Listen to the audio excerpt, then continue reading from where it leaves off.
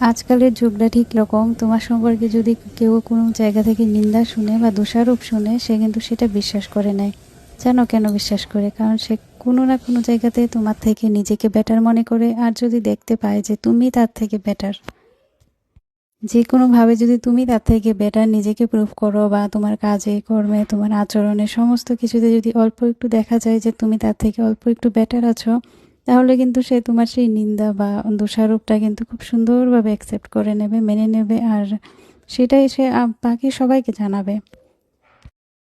জানো, একটা জায়গাতে একটা ভিডিওতে দেখলাম একজন বুদ্ধিস্ট মাঙ্ক। তো উনি দেখাচ্ছিলেন একটা পাতা, ছোট্ট একটা পাতার মধ্যে একটা জায়গাতে একটু ছেঁড়া ছিল।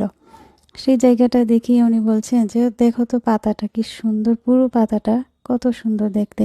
কিন্তু আমাদের নজরটা কোন দিকে যায়? ওই যে ছেঁড়া অংশটা। মানে সমস্ত পাতাটা সৌন্দর্যটা কিন্তু আমরা দেখছি না। আমরা কোনটা দেখছি? আমরা যে ছেঁড়া অংশটা দেখতে পাচ্ছি সেটার দিকে আমাদের নজর।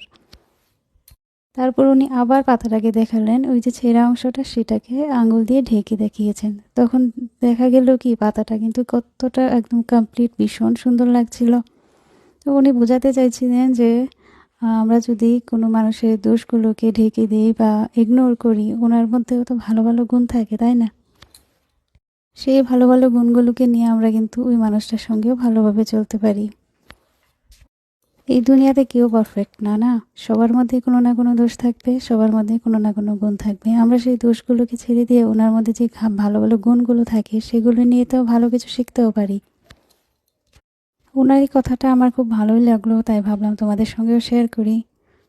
আমার কাজ দেখে বুঝতেই পারছো যে আমি অনেক সময় ক্লান্ত হয়ে পড়ি, তাই কিন্তু অনেক সময় বসে বসে কাজ করি। তোমাদের প্রভুকে বললাম যে আমাকে চেয়ারটা এনে দেওয়ার জন্য, যাতে আমি একটু বসে রেস্ট করতে পারি। মানে আগের দিনে ভালো হতো, জানো, মানুষ কী করতো, নিচে বসে কাজ করতো মহিলারা।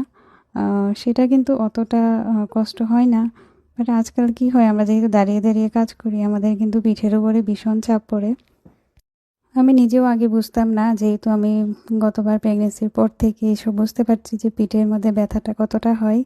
তো সেই কারণে এখন আমি এই জিনিসটা বিশ্বাস করি যে আগের দিনে মানুষ যে বসে বসে কাজ করতো সেটা ভালো ছিল। আর জানো, আগের দিনে কিন্তু জয়েন্ট ফ্যামিলিও থাকতো, মানে ফ্যামিলিতে অনেকজন মেম্বার থাকতো, তো সবাই মিলে কিন্তু কাজগুলো ডিভাইড করে নিত। আর আমার মনে হয় সেটাই অনেকটা ভালো ছিল। তো এখন কি হয়, একা হাতে সমস্ত কিছু করতে হয়। আর বাড়ির মধ্যে একজন কি দুইজন থাকে, ওরা কিন্তু অবশ্যই সাহায্য করে। আমার একজন রিলেটিভ সেদিন আমাকে ফোন করে জিজ্ঞেস করছে যে তুমি কি ঠিক আছো, তোমার কি শরীরে কোনো সমস্যা হচ্ছে? তা আমি ওনাকে বললাম যে আমার এই এই সমস্যাগুলো হচ্ছে। তা আমি ভাবলাম উনি হয়তো আমাকে কেয়ার করে, আমার বিষয়ে ভাবে, আমার বিষয়ে চিন্তা করে, তাই আমার কাছ থেকে জানতে চেয়েছে। বাট যখন উনি রিপ্লাই করলেন, তখন আমি বুঝতে পারলাম যে না, উনি অ্যাকচুয়ালি আমার কেয়ার করে না। উনি ওনার ব্যাপারে, মানে ওনার সময়ে উনি যে আমার থেকে বেশি কাজ করেছে সেটা আমাকে বোঝাতে চাইছিল।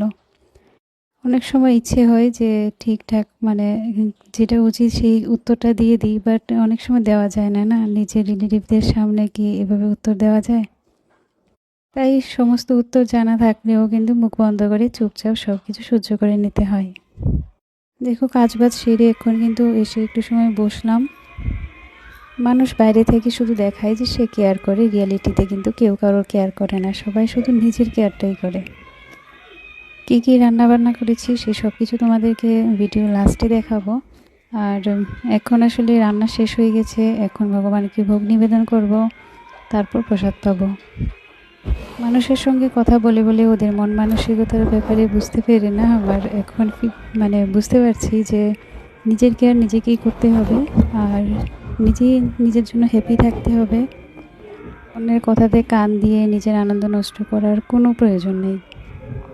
কারণ লাস্ট পর্যন্ত কী হবে, নিজের ফ্যামিলিকে নিজেরই দেখতে হবে, আর আমাকেও আমারই দেখতে হবে। আমি বিপদে পড়লে কিন্তু কেউ এসে অল্প একটু সাহায্য করবে না, আমাকেই আমার দেখতে হবে। কিন্তু কথা শোনানোর সময় কিন্তু কেউ একবারও মুখ বন্ধ করে রাখবে না। অল্প একটু দোষ দেখলেই কিন্তু কথা শোনানো শুরু করে দেয়।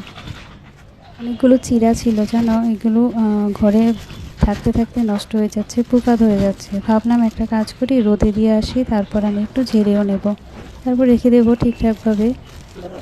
আর জানো, ছাদের মধ্যে যেহেতু পাখিদের জন্য খাবার দেওয়া হয়, তাই কিন্তু আমার মনে হচ্ছিল এই যে চিড়াগুলোকে রাখলেও পাখিরা খেয়ে নেবে, তাই একটা পলিথিনের মধ্যে দিয়ে দিয়েছিলাম, তোমরা হয়তো দেখতে পেয়েছো। তারপর আমি তুলসী পরিক্রমাটা করে নিয়েছি। আর দেখো চেয়ারের মধ্যে সমস্ত কিছু দিয়ে দিচ্ছিলাম। জিরাটা দিয়ে দিয়েছি, আর কিছু মশলা ছিল সেগুলো রোদ্রে দিয়েছিলাম। আর আজকে কি কি রান্না করেছি সেটা তোমাদেরকে বলছি। মোচার ঘন্ট তো হয়েছে, আর একটা চচ্চড়ি হয়েছিল, আর তিতা ভাজা মানে উচ্ছে ভাজা, আর চাটনি, দই, ফ্রুটস, ড্রাই ফ্রুটস এইসব তো ছিল। সমস্ত কিছু নিয়ে এখন প্রসাদ পেয়ে নিচ্ছি। তারপর তোমাদেরকে ভগবানের রিয়েল ভোগটা দর্শন করাচ্ছি। বলা হয় ভোগ দর্শনে দুর্ভোগ কাটে, তাই আমার মনে হয় তোমাদেরকে দর্শন করানো উচিত। থ্যাংক ইউ দেখার জন্য। রাধে রাধে, বাই। আবারও দেখা হবে অন্য একটা ভিডিওতে।